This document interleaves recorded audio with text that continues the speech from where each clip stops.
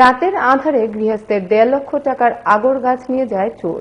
ঘটনা উত্তর জেলার কদমতলা থানাধীন সরসপুর গ্রাম পঞ্চায়েতের 2 নং ওয়ার্ড এলাকায়। ক্ষতিগ্রস্ত শরৎনাথ জানিয়েছেন, বুধবার আগর গাছ কেনার জন্য কয়েকজন তার বাড়িতে এসেছিলেন। অভিযোগ, ওই রাতেই নাকি 2টি গাছ চুরি হয়েছিল। বৃহস্পতিবার পুনরায় তার বাগান থেকে 1.5 লক্ষ টাকার আগর গাছ চুরি হয়। তাই এই চুরির ঘটনায় ক্রেতাদেরই সন্দেহ করেছেন শরৎনাথ। যদি এই বিষয়ে কদমতলা থানায় মামলা করা হয়েছে। গতকালকে মনে করেন রাত্রে আমি 12টা-1টার দিকে ঘুমাইছি। ঘুমিয়ে সকালবেলা প্রতিদিন আমি এখানে এটা আমরা পুরানা বাড়ি, প্রতিদিন সকালবেলা আমি চেক করি বাড়িটা, চাই সব গাছ গাছালি দেখি। ঠিক আজকেও সকালবেলা আইছি 7টা 7:30টার দিকে আইয়া এখানে দেখি আমার গাছটি কাটা। কি গাছ? এটা আগর গাছ আর কি।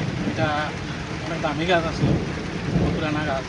এটা কাটা দেখছি, দেখিয়ে গেছি আমি গিয়া তো দেখলাম কাটছে, কাটিয়ে নিচে গিয়া বাড়ির পশ্চিম দিকে নিয়ে এলাম। আইসে গিয়া এখানে নিচে আর একটা গাছ আছে আগর, এটাও দেখি কাটা।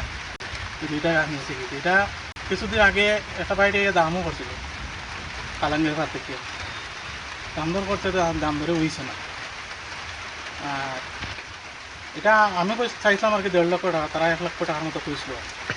আমার গাছ 1.5 লক্ষ টাকা থাকার কারণে আমি আর বিক্রি করছি না, এর কারণে তো আর বিক্রি হইল না, রয়েছে।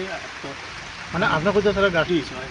তো এই বিষয়ে আপনার কোনো থানাতে জিডিএমপি করছে? থানাদের জিডিএমপি করছি, আমি থানাতে জানাইছি। পুলিশকে কইছে? স্যার তারা কইছে আইব আগে দেখবো।